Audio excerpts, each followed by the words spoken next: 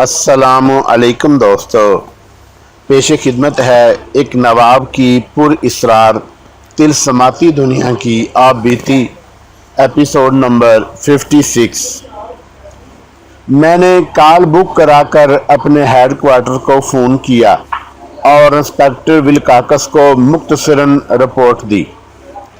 मैंने कामयाबी से अपनी रिपोर्ट में झूठ की आमेज़श शामिल की और कुछ ऐसा इशारा दिया कि हमीदुल्लाह अपने बाप के पास आया था, लेकिन पुलिस पहुंच गई और उसे नवाब ने कहीं छुपा दिया और फिर उसे निकाल दिया। साबिर बहादुर, मैंने कहा, आपको याद होगा मैंने आपको अपनी गुजरी हुई ज़िंदगी की कहानी सुनाई थी।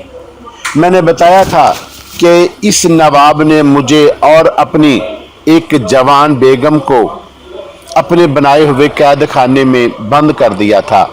वहाँ हमें मरना था।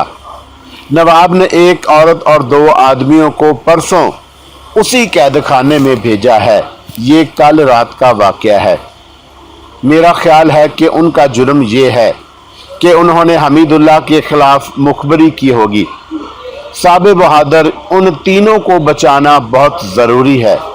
उनसे हमें बहुत कुछ मालूम हो सकता है। तुम क्या करना चाहते हो?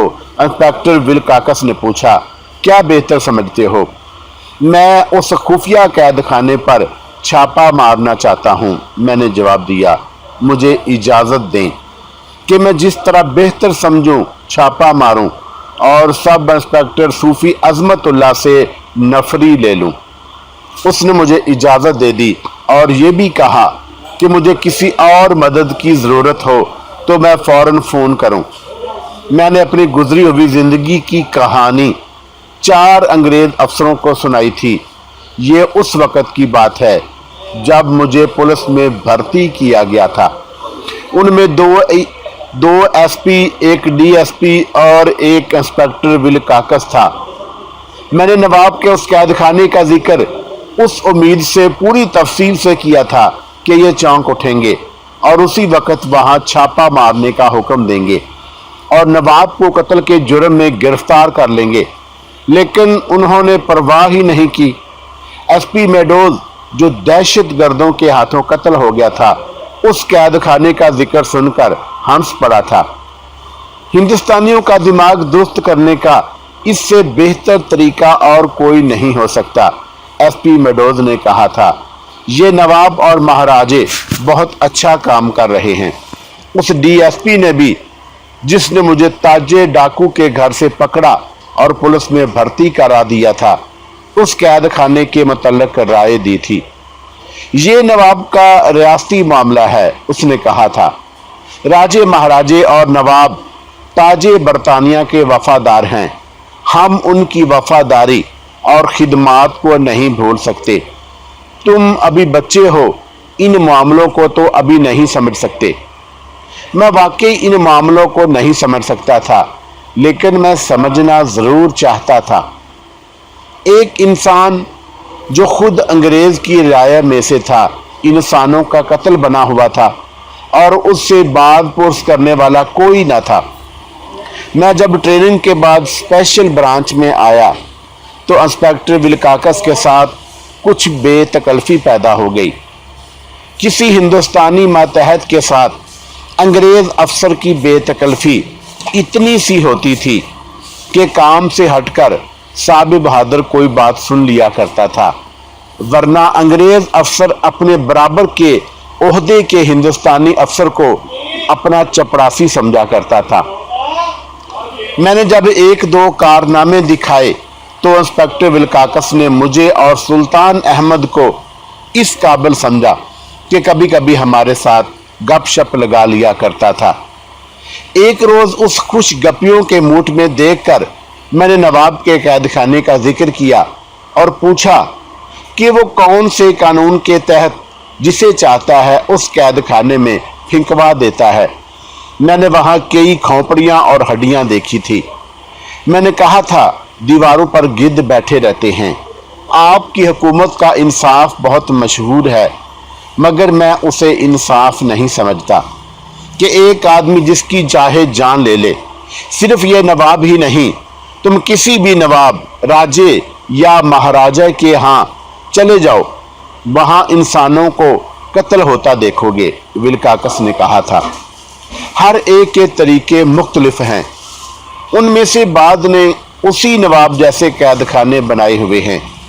दूसरों का तरीका ये है कि जिसे मरवाना होता है उसे अपने आदमियों के हाथों मरवा देते हैं। उन सब की एज़ा रिसानी मशहूर है।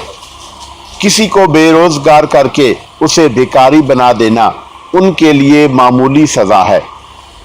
क्या हुकूमत बरतानिया ने उन्हें इसकी इजाज़त दे रखी है? मैंने पूछा था। बाद कानून तहरीर में नहीं लाए जाते, विल्काक्स ने कहा था। हमने हिंदुस्तान के बहुत से इलाकों को रियासतों में तकसीम कर रखा है और उन महाराजों और नवाबों को उनका हुक्मरान बना दिया है। ये महाराजे और नवाब बरतानिया की शहनशाही के सतून हैं।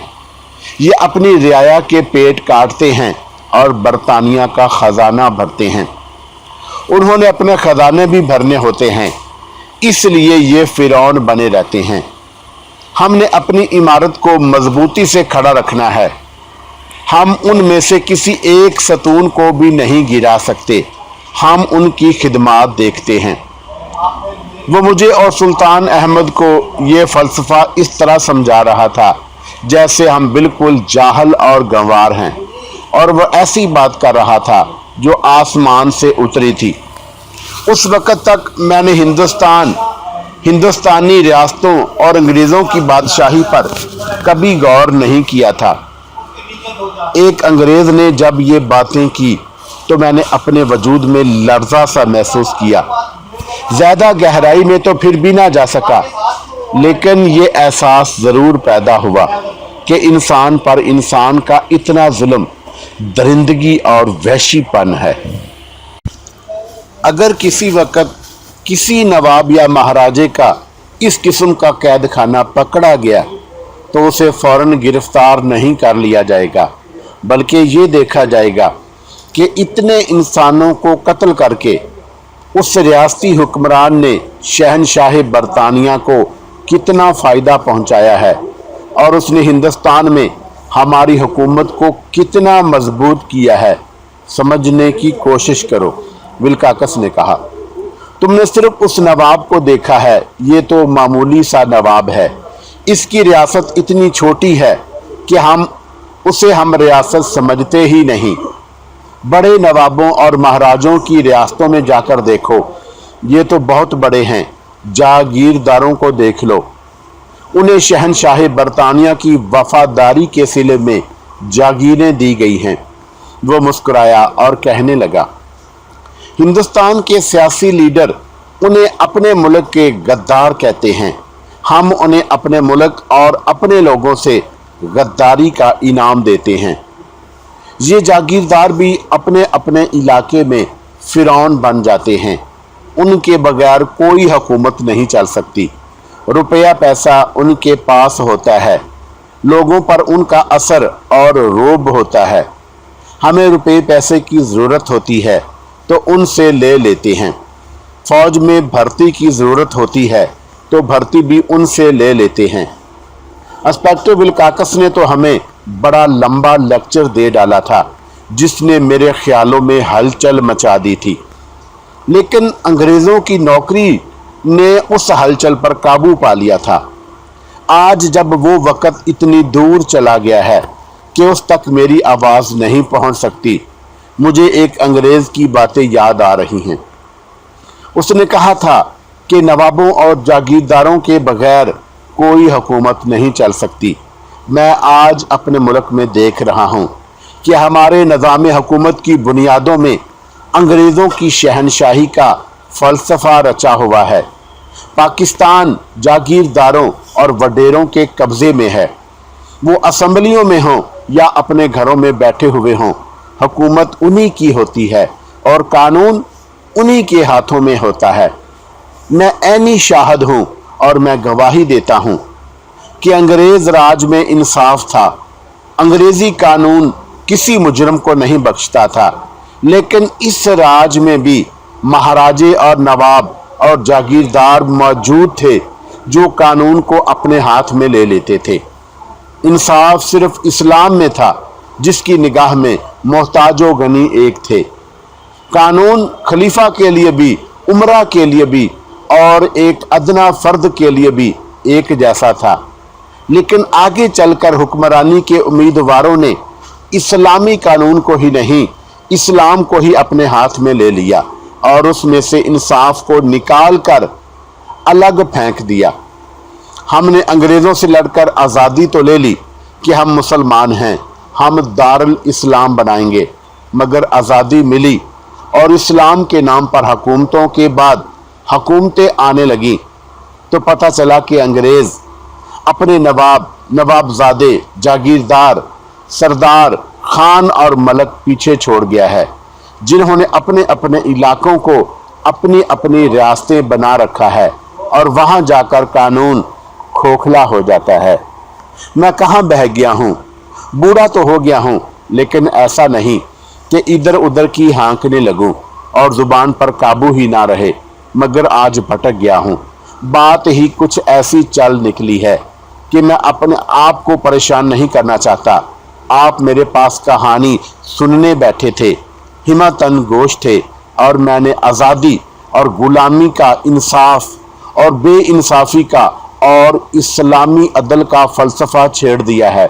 जैसे मैं कोई आलम हूँ, ज़ाहद और पारसा हूँ, मैं कुछ भी तो नहीं। ज़ाहद की नज़र मुस्तकबिल पर होती है, वो आगे देखता है। गुनाहगार की नज़र माजी पर होती है, वो पीछे देखता है। मालूम नहीं मैं क्या हूँ। मैं अपने माजी का मुस्तकबिल हूँ, मैंने मुस्तकबिल को पा लिया है। मैं मायूस नहीं, अपने माजी से भी और अपने मुस्तकबिल से भी। मायूस तो मैं कभी भी नहीं हुआ था। मैं क्या कह रहा था? हाँ, इंस्पेक्टर विल्काक्स ने मुझे बताया था कि नवाब और महाराजे अगर अपनी रियाया को कत्ल करते हैं तो करते रहें, लेकिन मैं अंग्रेज नहीं था कि उस नवाब को बख्श देता जिसने लोगों को अज़ियतनाक मौत देने के लिए पहाड़ियों के हिसार के दरमियान जेल खाना बना रखा था। अब मैं नवाब के उस कैद खाने पर छापा मारने जा रहा था और इंस्पेक्टर विल्काक्स ने इजाज़त दे दी थी। उसकी आवाज़ में ज़रा सा भी जोश व खरोश नहीं था। मैं जान गया था कि मैंने शहनाज, आफताब और उसके साथी को नवाब की कैद से जिंदा बरामद कर लिया या उनकी लाशें बरामद हुई तो नवाब के खिलाफ शायद कोई भी कार्रवाई ना हो। उसका केस पॉलिटिकल डिपार्टमेंट में जाएगा, जहां देखा जाएगा कि उस नवाब ने ताजे बरतानिया को कितना फायदा पहुंचाया है और अपनी रियाया का कितना खून चूसा और कितना खून बहाया है। अगर उसकी खिदमत का पल्ला भारी हुआ तो उससे तावान वसूल करके उसे माफ कर दिया जाएगा। लेकिन मैंने तहैया कर लिया था कि किसी न किसी बहाने नवाब को खुद गोली मार दूंगा या किसी कांस्टेबल से गोली मरवा दूंगा और इस किस्म की शहादत पेश करूंगा कि नवाब ने रिवाल्वर निकाल लिया था और अपने बॉडी गार्डों को पुलिस पर गोली चलाने का हुक्म दिया था। सिकंदर साहब, सब इंस्पेक्टर सूफी ने कहा, छापे के लिए पार्टी तैयार है, लेकिन एक बात कहूंगा, आप अभी बच्चे हैं। आपने नौजवानी का जो खून है ये आपको खतरों में धकेल रहा है। उस नवाब से आप टक्कर ना लें, कहीं ऐसा ना हो कि आपको नौकरी से हाथ धोने पड़े। ये नवाब अंग्रेजों के अपने आदमी हैं। सूफी साहब, मैंने कहा, उम्र और तजर्बे के लिहाज से आप मेरे बाप हैं। बेशक हिंदुस्तानी नवाब अंग्रेजों के अपने आदमी हैं, लेकिन जो लोग इस नवाब के जुल्म और वैशीपन का शिकार हो रहे हैं वो हमारे आदमी हैं।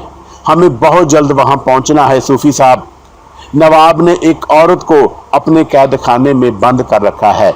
मैं उसे जिंदा निकालने की कोशिश में हूं।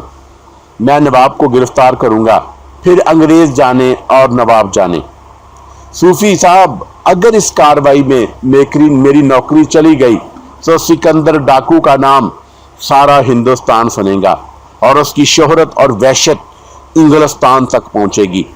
मेरे अजीज भाई, सब इंस्पेक्टर सूफी ने मेरे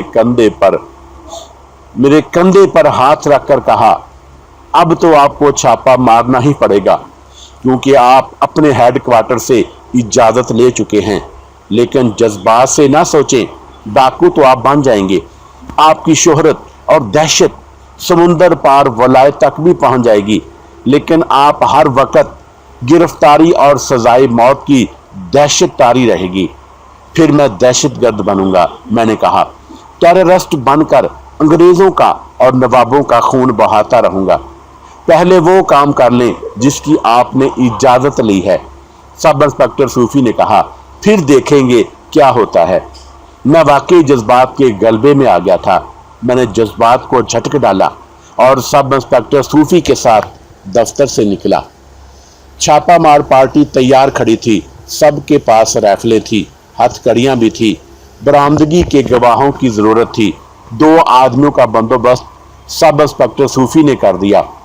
मुकाबले का कोई खतरा नहीं, मैंने छापामार पार्टी को बताया।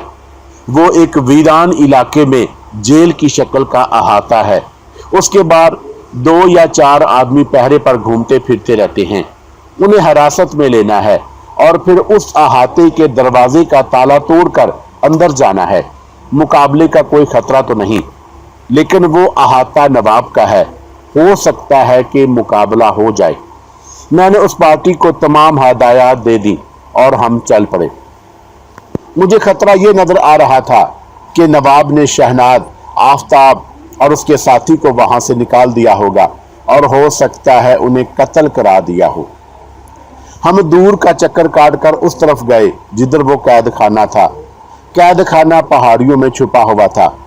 मैं जब अपनी पार्टी के साथ उस इलाके में पहुंचा तो मेरे रोंगटे खड़े हो गए। इलाका सिर्फ दुश्वार गुजार नहीं था, डरावना भी था। मुझे और गुलशन आरा को आधी रात के वक्त यहाँ लाए थे और ताजे डाकू ने आधी रात के ही वक्त हमें वहां से फरार कराया था। मैं अब उस जगह को दिन की रोशनी में देख रहा था। फीके से रंग की पहाड़ियां थी जिन पर हरियाली नाम का नामो निशान ना था। उनकी शक्लें डरावनी सी थी। 3 पहाड़ियों के दरमियान कैद खाना था। हमारे रास्ते में गदले पानी का जोहर आ गया जिसके इर्द गिर्द दलदल थी। जोहर खासा वसी था। हमें एक पहाड़ी पर चढ़ना पड़ा। ये बड़ा ही तंग रास्ता था जिससे पांव फिसलता तो आदमी लड़कता हुआ जोहर में जा पहुंचता। एक तरफ खुश्क सरकंडों का जंगल था। मैं पार्टी के आगे आगे था। रास्ता ऊपर ही ऊपर चढ़ता जा रहा था। हमारी रफ्तार कम हो गई थी क्योंकि पांव जमा कर रखने पड़ते थे। फिसलने का खतरा मोल नहीं लिया जा सकता था। कुछ और ऊपर जाकर रास्ता नीचे को जाने लगा। आखिर हम उस जगह पहुंच गए जहां से हमें कैद खाना दिखाई देने लगा। उसकी दीवारों पर गिद्ध बैठे हुए थे। उन्हें दीवार पर बैठा देखकर मुझे ये इत्मीनान हुआ कि अंदर जिस किसी को भी बंद किया गया है वो जिंदा है। मुर्दा होने की सूरत में गिद्ध ज्यादा होते और दीवार पर बैठे हुए ना होते। मुझे 2 आदमी दिखाई दिए जिन्होंने कंधों से राइफलें लटका रखी थी। वो संतरी थे जो दीवार के बाहर गश्ती पहरा देते रहते थे। वो दूर थे। उन्होंने हमारी तरफ देखा तो मैंने हाथ के इशारे से उन्हें बुलाया, लेकिन वो उधर आने की बजाय दूसरी तरफ दौड़ गए और दीवार की ओट में गायब हो गए। मुझे उनका डर नहीं था। वो हमारा मुकाबला नहीं कर सकते थे। मैं दौड़ पड़ा। दौड़ते दौड़ते ASI से कहा कि वो पार्टी को दीवार के इर्द गिर्द फैला दे और संतरियों को पकड़ ले। मैं बुलंदी से उतर गया। दरवाजा दूसरी तरफ था। मैं दीवार के साथ साथ चलता दरवाजे वाले तरफ मुड़ गया तो 3 आदमी संतरियों के साथ भागे जा रहे थे। मैंने उन्हें रुक जाने के लिए पुकारा, लेकिन वो रुके नहीं। थोड़ा आगे जाकर वो सरकंडों में छुप गए। ASI मेरे साथ था। मैंने उसे कहा कि 6 कांस्टेबल अपने साथ ले जाकर सरकंडों को मुहासरे में ले ले। मैं खुद कैद खाने के अंदर जाना चाहता था। संतरी तो वहां मौजूद रहते ही होंगे। मैंने उन 3 आदमियों के मुतल्लिक सोचा जो संतरियों के साथ भागे थे। क्या ये किसी और कैद खाने में बंद करने को लाए थे? दूसरा ख्याल बड़ा भयानक आया। क्या ये शहनाज और उसके साथियों को कत्ल करने आए थे? मुझसे ये गलती हुई थी कि नवाब के साथ कैद खाने का जिक्र छेड़ दिया था। मैंने उस शक का इजहार कर दिया कि उसने शहनाज को और आफताब को मौत के कैद खाने में भेज दिया है। मैंने बाद में उसे कहा था कि मैं उसके खिलाफ कोई रिपोर्ट नहीं लिखूंगा, और मैंने उसे ये भी कहा था कि मैं जा रहा हूं। लेकिन वो बूढ़ा नवाब बड़ा काया आदमी था। चालाकी और फरेबकारी में उसके आगे मेरी तो कोई हैसियत ही नहीं थी। मैं उसे धोखा दे रहा था कि मैं अपना काम खत्म कर चुका हूं और मैं जा रहा हूं। मैंने जाना नहीं था, मैंने वही करना था जो मैंने किया कि थाने जाकर कैद खाने पर छापे का इंतजाम किया। नवाब मेरे धोखे को पहले ही समझ गया होगा। मैं उससे रुखसत हुआ तो उसने ये हुक्म देकर अपने आदमी भेज दिए होंगे कि शहनाज और उसके दोनों साथियों को कत्ल कर दिया जाए और उनकी लाशें गायब कर दी जाएं। उसने अपने खिलाफ शहादत ज़ाया करने का इंतज़ाम कर दिया था। एएसआई कांस्टेबलों को इकट्ठा करने और सरकंडों का मुहासरा करने चला गया। मैंने रिवाल्वर निकाल लिया। उसमें 6 गोलियां थी, बाकी गोलियां बेल्ट में और कुछ जेब में थी। मैं उस अहाते के दरवाजे तक गया। ये लकड़ी का बड़ा मजबूत दरवाजा था। वहां जो ताला लगा हुआ था वो कमोबेश 1 सेर वजन का होगा। उसे खोलना या तोड़ना बहुत ही मुश्किल था, लेकिन अल्लाह की मदद हमारे साथ थी। ताला खुला हुआ था और उसमें चाबी लगी हुई थी। हमें ताला खुला हुआ इस तरह मिला कि ये 3 आदमी अंदर जाने के लिए आए थे। उन्होंने ताला खोला और हम पहुंच गए। संतरियों ने उन्हें बताया होगा कि पुलिस आ रही है और वो इतनी जल्दी में भागे कि ताला खुला छोड़ गए। मैंने हेड कांस्टेबल को अपने साथ रखा और उसके पास भी रिवाल्वर था। दरवाज़ा खोलने से पहले मैंने पीछे देखा। मैं एएसआई की कारगुजारी देखना चाहता था। वो कांस्टेबलों को सरकंडों के इर्द गिर्द फैला रहा था। सरकंडे कम अज कम 100 गज दूर तक फैले हुए थे। चौड़ाई 50 गज होगी। राजन, मैंने एएसआई को पुकार कर बुलंद आवाज से कहा, एक कांस्टेबल को पहाड़ी पर चढ़ा दो, वो ऊपर से सरकंडों में अच्छी तरह से देख सकेगा। उसे कहो कि ये लोग सरकंडों से बाहर ना आए तो ऊपर से जो भी नजर आए उस पर गोली चला दे। उन्हें सिर्फ 3 बार कहो कि बाहर आ जाएं। मैंने ताला उतार कर फेंक दिया। मैं 2 गवाह साथ लाया था। उन्हें कहा कि वो सारी कार्रवाई देखते रहें, क्योंकि उन्हें अदालत में गवाही देना पड़ेगी। दरवाज़ा खोलकर मैं हेड कांस्टेबल और दोनों गवाहों के साथ अंदर गया। ये डेवड़ी थी और उसके छत से जाले मैले कपड़ों के चीथड़ों की तरह लटक रहे थे। मालूम नहीं ये अहाता किसी सदी में बना था। दीवारें पत्थरों की थी और उन पर काई उगी हुई थी। फर्श पर बाजुओं, टांगों और उंगलियों की हड्डियां बिखरी हुई थी। एक दीवार के साथ एक खुश्क खोपड़ी पड़ी हुई थी। आगे एक और दरवाजा था जिसकी जंजीर चढ़ी हुई थी। मैंने जंजीर खोली और दरवाजा खोलकर अंदर चला गया। अंदरूनी माहौल से मैं वाकिफ था। अंदर चंद एक दरख्त थे।